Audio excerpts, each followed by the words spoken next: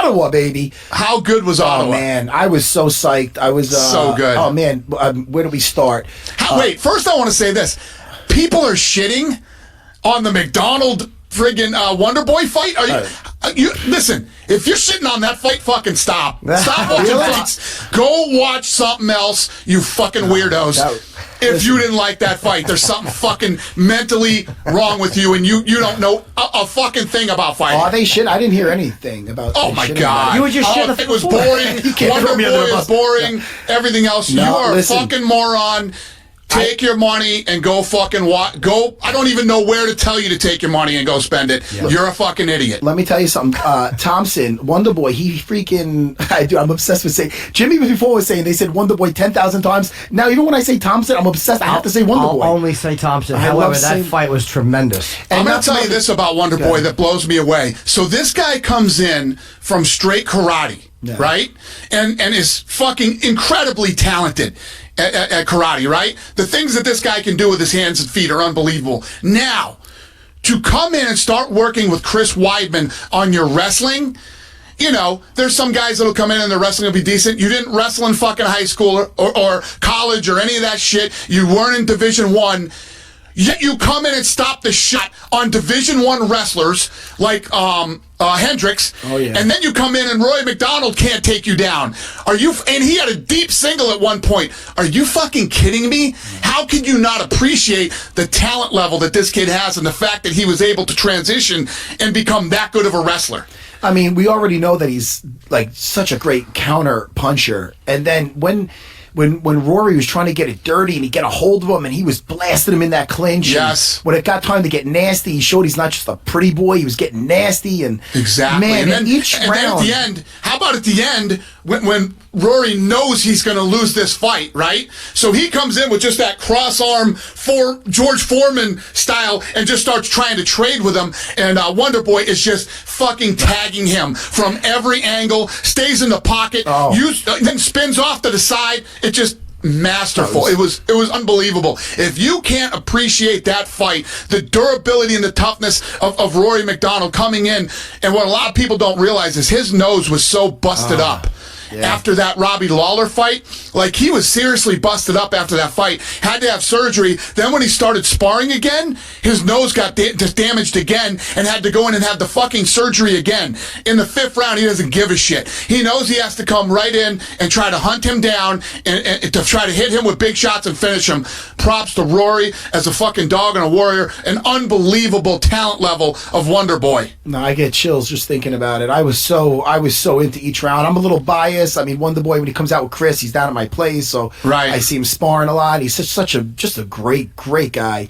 And did the rankings change, by the way? I was to ask you, does 1 become 2 and now 2 become 1, or how does that work? I don't know. That should play out that way, yeah, but you never know. I mean, after what he did to Hendricks, who was a beast, and then just after this fight, I mean, are we in talks with this guy? I mean, oh, dude, I mean, come on, think, look at him. I mean, look at the guys he's beating.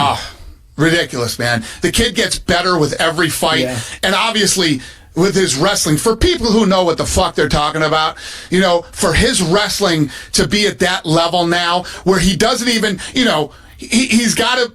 Normally in fights like that, you want to talk about boring, normally fights like that are so boring because they're so terrified of the shot and being taken down. He stayed right in there and mixed it up with them.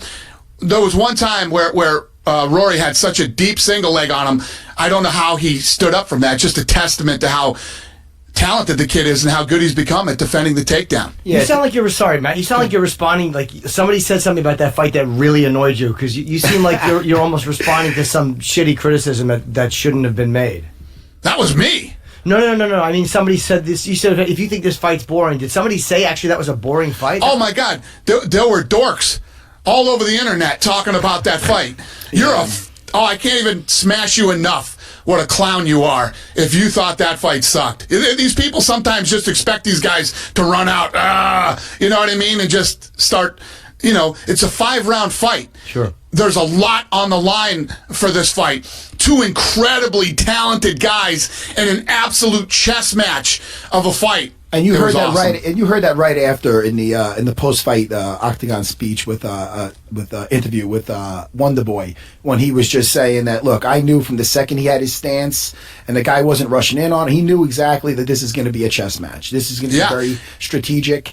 And he had to take his time, man. But I'll tell you, man, you found with each round I've seen from the beginning, from this first round to the second, you see him just finding his distance, his range, and just looking comfortable. And like I was telling Jimmy, because I'm not a big fan of it when guys are, just slapping hands back and forth and this and that after each round. And a guy like Wonderboy, now that his wrestling's better and he took that away from the other guy, even especially those funky rolling leg lock attacks that maybe should have nixed after the second one. That first one he had, man. Yeah. He fucking did that. That was crazy. He had it too. He had his leg. Yeah. And again, a Wonderboy, you know what I mean? A kid who came from... Can't say enough. A kid who came from stand-up striking to be able to get out of that. It was just, it was a great chess match of a fight. I thought both guys did great. The only criticism I have, and Matt, you tell me what you think, was that I feel that for Rory bringing in the karate guy that he brought in, it almost made him fight Wonderboy's fight. A little more conservative. Well, he was kind of standing up and trying to do the karate thing with him instead of getting in there, shooting on him more, making him more and more about the takeouts, trying to get him against the fence and drop those elbows that he throws, rough him up a little bit. He's the bigger, stronger fighter. Put his weight on him on the cage and try to tire him out. It's a 5-round fight to take Wonderboy 5 rounds. I just thought the whole karate thing made him fight more of his fight. Also, I believe that he put a lot on those rolling leg attacks. Like, you could tell by him doing it 3 times that he's been repping that. And the first one, he got in deep. But the fact that he was taking that away, he might have been practicing a lot more of that than he has with the traditional looking just to put the guy on his ass. You know what I mean? Because those legs are great. If you get the leg, great. If you don't get the leg, it's going to start to look silly, And Rory has this style where he's got the jab and then he tries to take you down and everything else. But when he did start to open up in that 5th round, Wonderboy stayed right in there with him and hit him with some big shots, man. It's like that's what he was waiting for. No, listen, what a great counter. The damage that Wonderboy did in just that one exchange that they had in the 5th round was unbelievable, man. Rory's face was banged up just after like a couple of those exchanges. Yeah, that was nasty. Have you noticed, and I asked Matt this too, have you noticed that he does not use his legs as much as he used to? I always thought of Rory as a guy who kicked a lot more, unless I'm just remembering 1 or 2 selective fights. But that was something I kind of miss watching him do. No, in the Robbie Lawler fight, he almost won that fight with head kicks.